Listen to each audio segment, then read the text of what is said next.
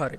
දැන් මේ වීඩියෝ එකෙන් අපි කතා කරන්න යන්නේ කොහොමද Android Studio අපේ PC එකට ඉන්ස්ටෝල් කරගන්නේ කියලා. ඉතින් කලින් වීඩියෝ එකේදී මම කතා කළා කොහොමද ඩවුන්ලෝඩ් කරගන්නේ කියලා. එතකොට ඩවුන්ලෝඩ් කරගෙන මම මේ ඩවුන්ලෝඩ් ෆයිල් එකේ ඉන්නේ.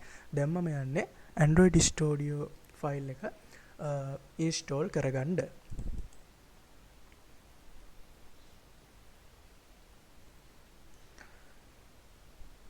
මේක ටික වෙලාවක් ගත වෙනවා.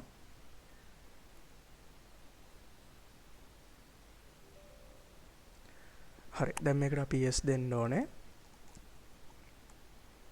හරි, එතකොට අපිට මෙන්න මේ වගේ ෆයිල් එකක් එනවා. අපි මේක නිකම්ම ඉන්ස්ටෝල් කරගෙන යන්න තියෙන්නේ. සාමාන්‍ය අපි ඇප් එකක් ඉන්ස්ටෝල් කරගන්නවා වගේ. මෙතන කිසිම දෙයක් මට වෙනස් කරන්න නැහැ.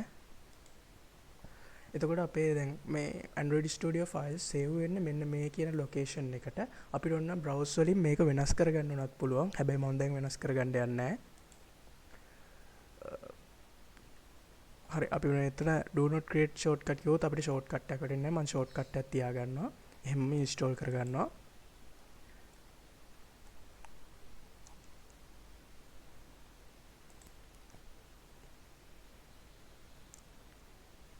හරි, දැන් අපේ Android Studio එක setup එක complete වුණා. දැන් අපි next button එක දෙන්න ඕනේ. හරි, finish දෙමු.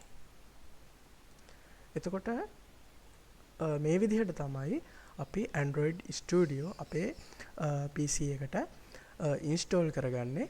අපි ඊළඟ lesson එකෙන් එහෙනම් හම්බෙමු.